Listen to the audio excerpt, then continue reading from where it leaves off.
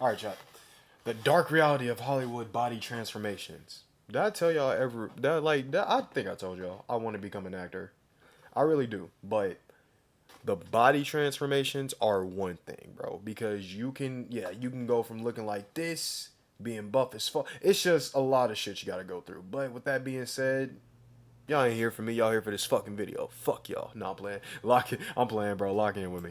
Some actors get dangerously skinny, others get suspiciously muscular. Some drank gallons of melted ice cream to gain weight quickly, whereas others were forced to take pills by producers before they... Speaking of this, okay, yo. Off topic. I remember being in music class and I learned about this because our music teacher, she told us like how if you've ever seen The Wizard of Oz, obviously everyone in their fucking moms has. My nigga, you know, like the shit that happened they did because they made this movie obviously back then. They didn't have as much shit as we got now. But bro, yo, I feel bad for the motherfuckers on Wizard of Oz. There was a lot of shit they went through to like make this fucking movie. were 18 years old. This is not standard acting protocol. These are Is that 50? My bad. Is that 50 Cent? What the fuck is this?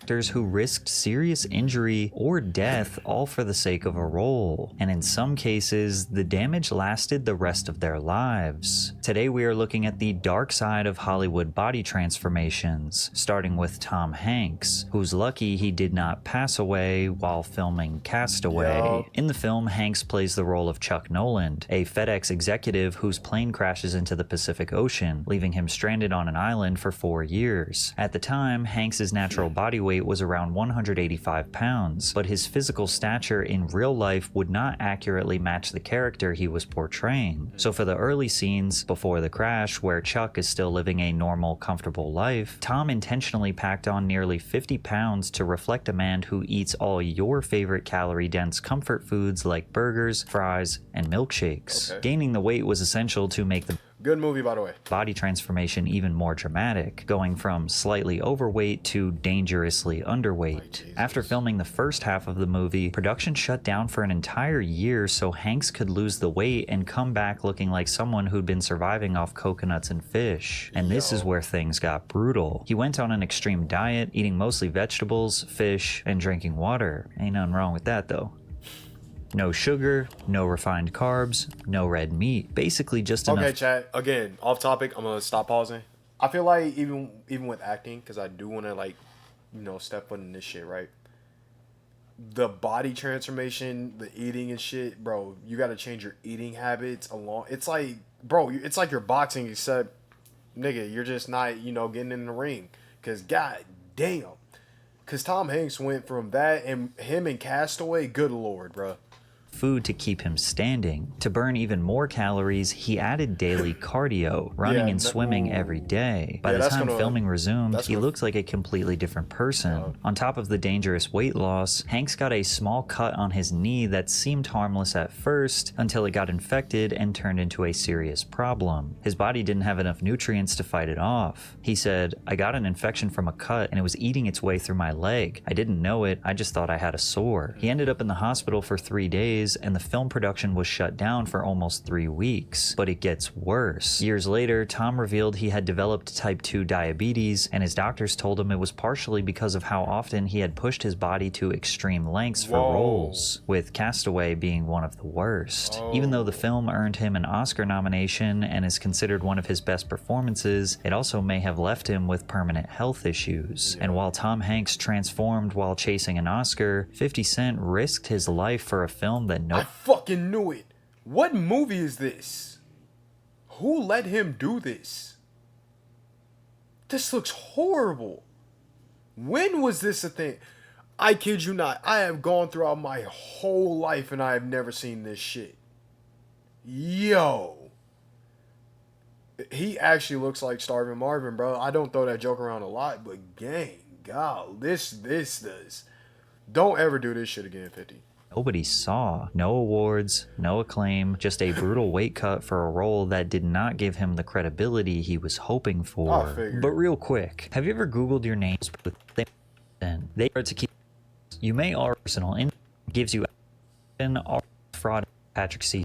I'm not leaving called All Things Fall Apart. He wrote it. In 2011, 50 Cent released a film called All Things Fall Apart. He wrote it, financed it, starred in it, and most people have never heard of it. But during filming, he went through one of the most extreme physical transformations any actor has ever attempted. He played Dion Barnes, a top college football player who gets diagnosed with cancer. The character starts the movie healthy and muscular, then rapidly declines into a frail, sickly version of himself. And 50 decided to show that transformation for real. It wasn't just a creative decision, it was personal. Growing up, one of 50's closest friends died from cancer. He said that memory stuck with him, and if he was going to play someone going through that, he felt he had to get it right. I had a friend of mine that died of cancer growing up.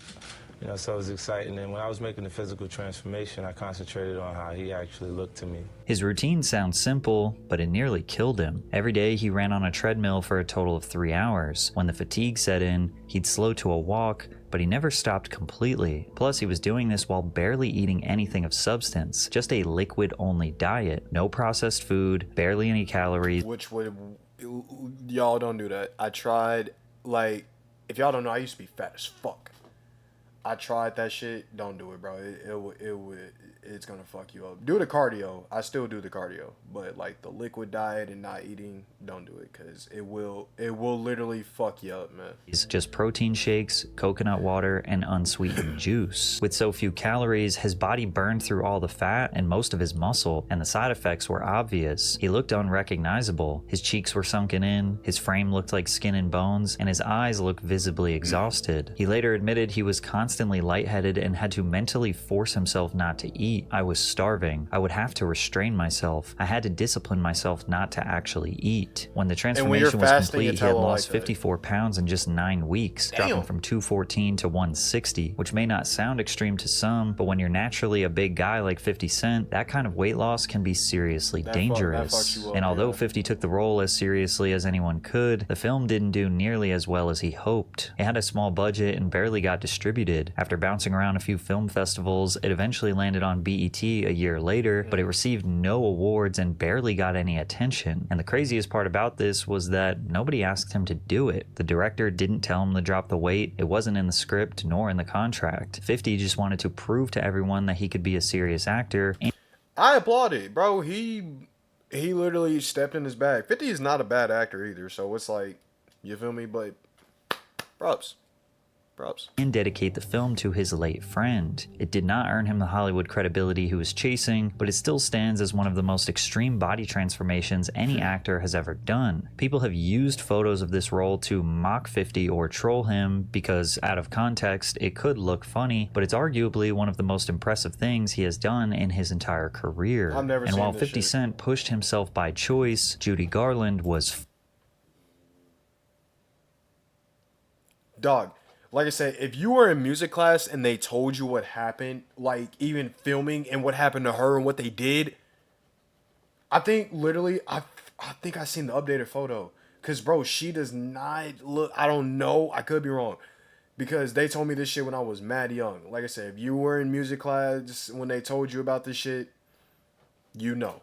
forced. Her breakout role demanded intense weight loss, grueling hours, and pills just to function. Yep. And what producers did to her was far darker than anyone could have imagined. Judy Garland was just 16 years old when she played Dorothy in the classic 1939 film, The Wizard of Oz. It became the most iconic role of her career, but behind the scenes, it was nothing like the wholesome movie people remember. MGM forced her to do things that would never be acceptable today. From the moment she was cast, the studio told her she did not look the part. Even though she was still a teenager, executives said she looked too mature and too heavy to play a young girl. So which was the stupidest shit. Put her on a brutal restrictive diet that consisted of black coffee, chicken soup, lettuce, and cigarettes. No real meals and barely any calories. And that wasn't even the worst part. MGM gave the 16-year-old drugs to keep her working as many hours as possible. To keep her weight down and her energy up, they gave her what they called pep-up pills, which were just amphetamines. And since the pills kept her wired,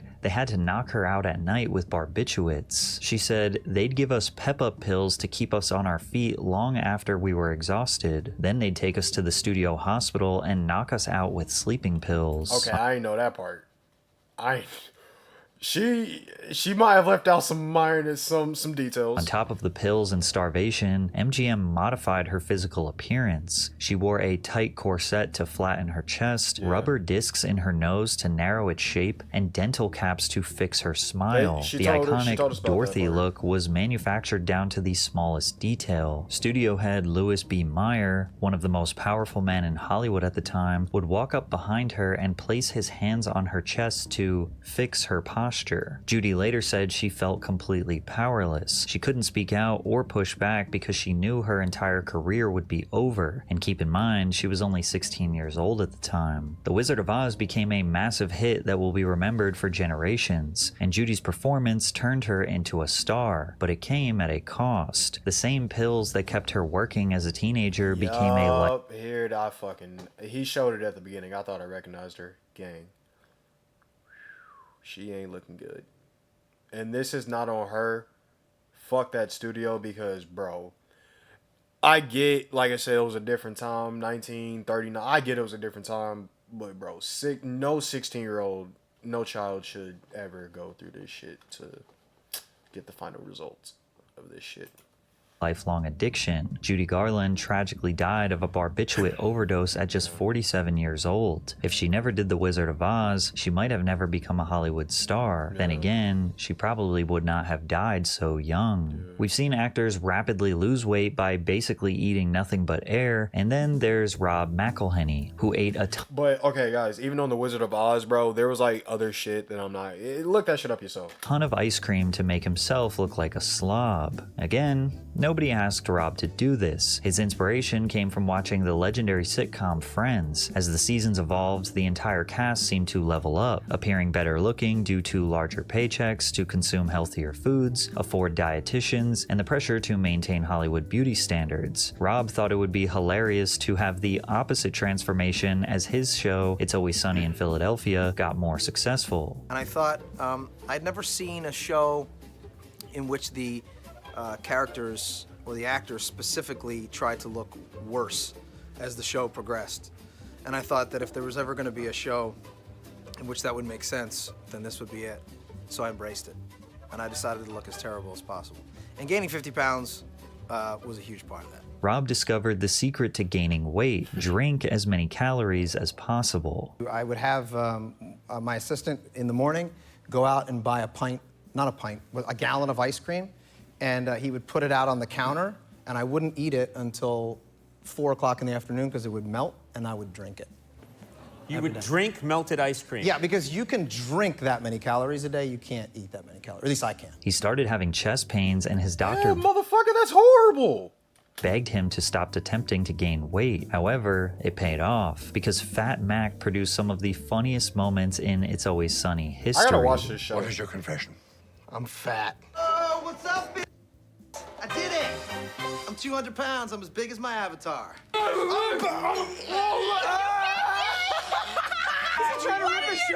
I'm healthier than you, bro.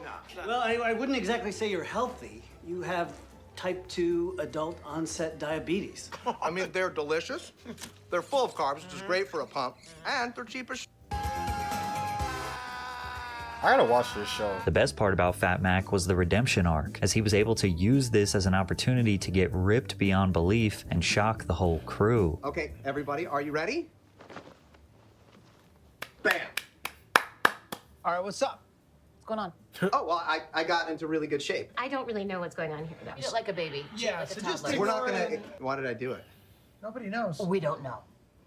Okay, so Put I my have a shirt on. great plan. I think that's best. But, Yeah, go ahead. Yeah. Congrats, Mac. It looks really good. Good job. Can we figure out... Crazy thing is that Rob trained for months to get ripped just for a 2-minute joke. That's dedication. In a weirder twist, when Chrissy Metz was cast as Kate in This Is Us, producers actually wanted her to stay heavier to reflect the character's ongoing struggles with weight. Now, it's no secret that Chrissy was already plus-sized in real life, but it shows what Hollywood producers might demand to bring their vision to the big screen. They were like, we have to fit you for a fat suit.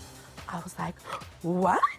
And I remember getting measured at the costume house, and they're like, it's gonna be 109 inches. Wow. I'm like, oh, okay.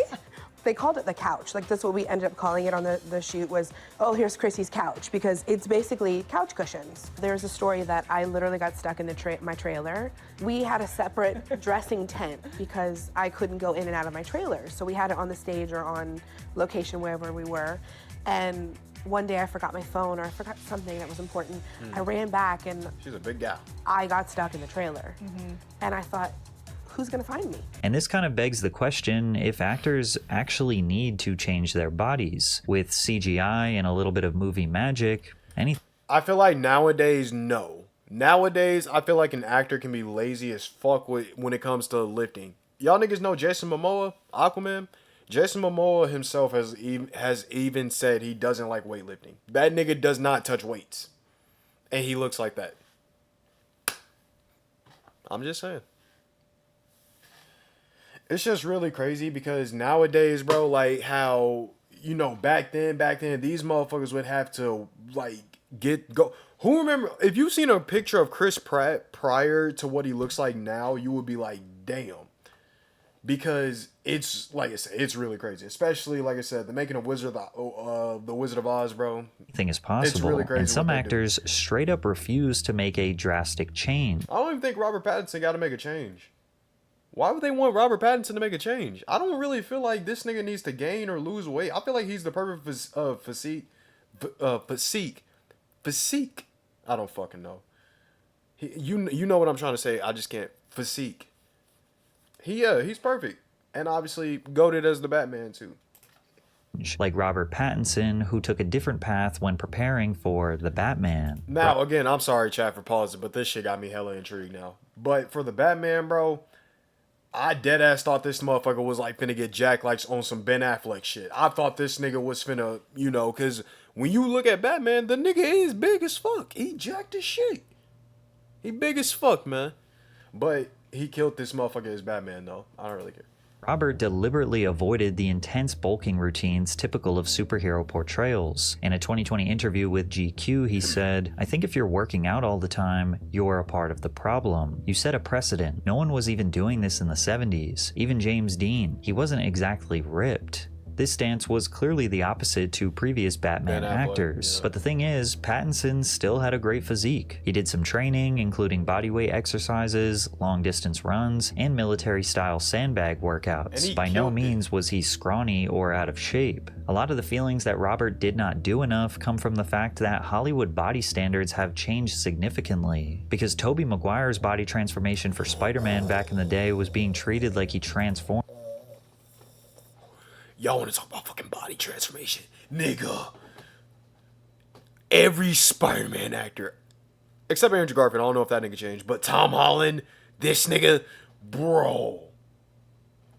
If you look at this motherfucker got ripped for this role. Formed into a world-class athlete. What'd you do? You do special workout? Because when you finally turn into Spider-Man, you're muscular as hell. Well, how did that work? How do you get that size? I worked out for 5 months, 6 days a week, up to 4 hours a day. And do you eat more food when you do that? Had a nutritionist, and I was eating 4 to 6 meals a day, lots of protein. Back in 2002, Tobey Maguire built an impressive physique while preparing for his role as Spider-Man. But if you looked at him today with the exact same build, some people would say it doesn't even compare to other actors' dedication. Because now, actors are expected to look like bodybuilders when playing a superhero. And look, I'm not making any accusations out here, but there are tons of credible resources on the internet that suggest that some of your favorite actors are out here doing a little jabby jab to get that Terminator look they so desperately want.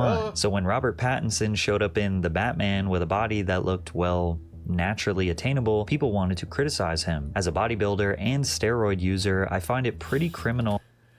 I would have just stopped listening. As a bodybuilder and steroid user, buddy, I deadass would have just never even listened.